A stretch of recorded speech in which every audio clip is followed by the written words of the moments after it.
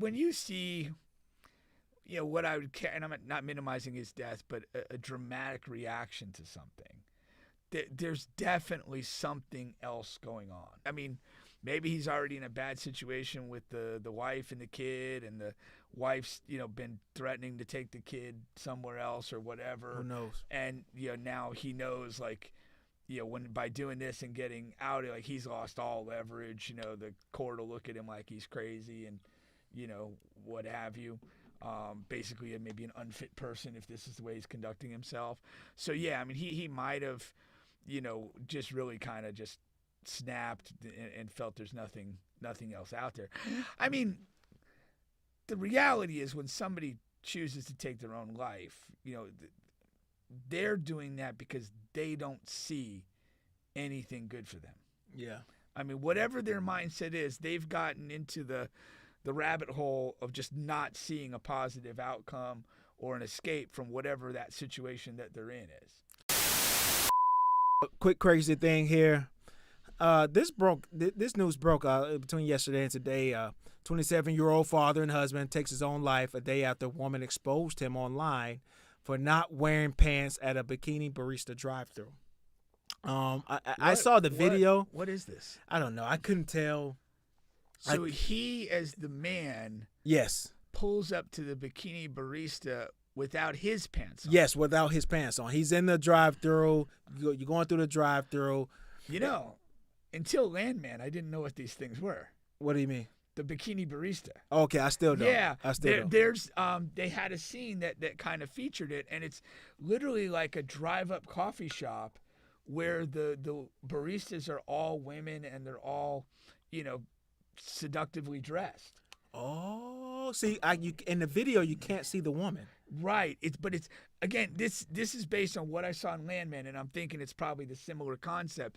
But like it's like a Starbucks, but all the workers there are attractive women, and they're wearing bikinis or maybe like no, this makes maybe a little like more sense. Maybe like Hooters type outfits. Yeah, but maybe even a tiny bit more scandalous. Yeah, but for sure. But now that makes a little more sense because I when I see like bikini, I don't know. I just think that's a part of the fucking store name or something. Well, that's what I was like processing, and I'm like, hold on, like no pants. Yeah. And like I'm seeing no pants and bikini, and I'm like, well, you're not supposed to wear pants if you're wearing a bikini. Yeah, no, but then it's I'm the like, guy. it was him.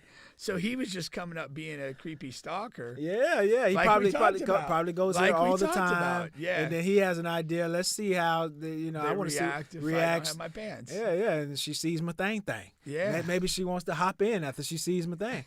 but this guy, he's a husband and a father. Not that it means anything, but not husbands and fathers get their groove on if they decide to. And but anyway.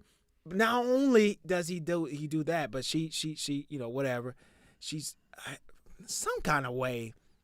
She has this on video. Well, it looked from the headline that there was some pictures of him. No. There's an actual video of this whole encounter. Right. Well, that's what I'm saying. Those pictures that are on what you posted appeared to be like from a video. They had that kind of grainy quality to them. And that's what it is. But I don't know if she's holding a phone throughout this thing. So what I'm saying, my point to bring that up is maybe he's done this more than once. And so she was ready. She saw the car behind a couple other cars. So like, I'm going to get this clown today if he has no pants on. Yeah. Or if, I don't know if they video. Look at this guy in the Miata. Here he comes again. Because I couldn't imagine if if they video every encounter of every car. Yeah. That doesn't make sense. Although they may have a camera at the window. Okay. Just for protect theft, or if somebody tries to hold the place up. That makes sense too. Yeah, a lot of businesses will have a camera. Yeah. As a deterrent for crime or whatever. But that's not even the craziest part. The craziest part is she exposes him, and then he takes his life. He commits suicide. That's really tough and crazy. A lot of people are, you got the conspiracy theorists online and saying, maybe he was having a rough time already, and that just took him over the edge. That seems like the most reasonable thing because, a girl exposed you for being a freak, it's not a bad thing. It might attract new business. Hey. Yeah, no, definitely. When you see, what I would care, and I'm not minimizing his death, but a dramatic reaction to something. There's definitely something else going on. Yeah. He I don't know. Maybe he's already in a bad situation with the wife and the kid, and the wife's, been threatening to take the kid somewhere else or whatever. Who knows? And, now he knows, like, when by doing this and getting out, like, he's lost all leverage. The court will look at him like he's crazy and, what have you. Basically, maybe an unfit person if this is the way he's conducting himself. So, yeah, he might have, just really kind of just snapped and felt there's nothing else out there.